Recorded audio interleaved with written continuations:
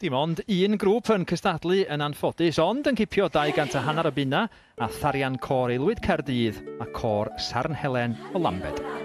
Gyna'n ganu i hal awdurion i'w hael hyderu. A ddawr amser i'r hun dyneri, i braidd yn ei wyn, i bryddin wyni. A fyna i gyfannu cylch yr hwd, yn ôl i osod a'r ddôl yn glasu. I hen werydu o'ch ben yr hadau, yn y man brif mae Tom hen breiddiau, ac yn o'i hyd rhydd sofl hen gynydau i eginyn ifanc, egni hen hafau. Cyneuafau sydd yno, yn aros cythro o gres i'w goffrau. Clywodd deithian peiriannau, a'i corws cawraidd yn y ceian. Gwrando i grwn hyd y grynau, ac edrych mor wych yw'r haen. Agor y bwlch i gael banc awnaf, a'r haf yn ifanc. I selion y clas sylwair, i gan cwg, i eang gwair. I wasgu'r rhin sydd yr haf yn stor gwyw nesaf geiaf. A'i sawr sy'r felys i raidd hyd y cwm yn drwm a draeth.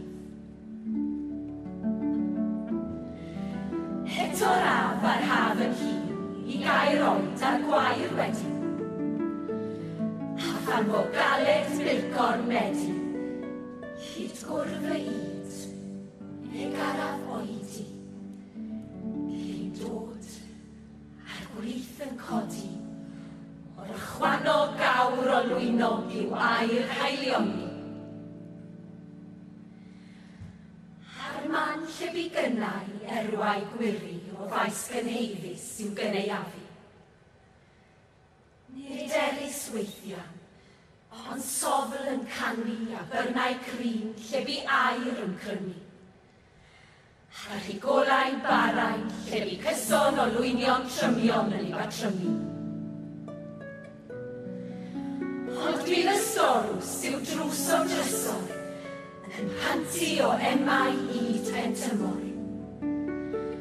A phan daw llyd y tymhesloedd didon a hyllt y cedir yn all y cawdor.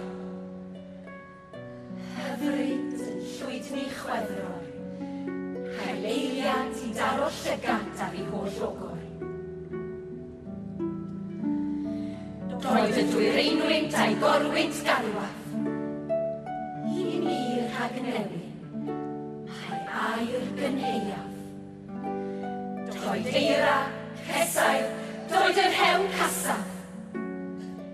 I'r fiches gynnes, i ddwlitho gwanaf o luniaeth helaeth yr haf, a diddos wal ym mi nos tan y clamau nesaf.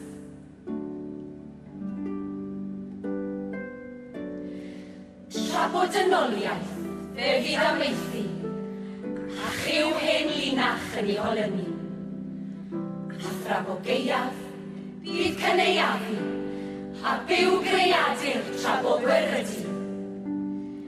Bydd ffrwythlonder tra peri hael a gwlith, yn wyn o wenydd rhag ei newynu.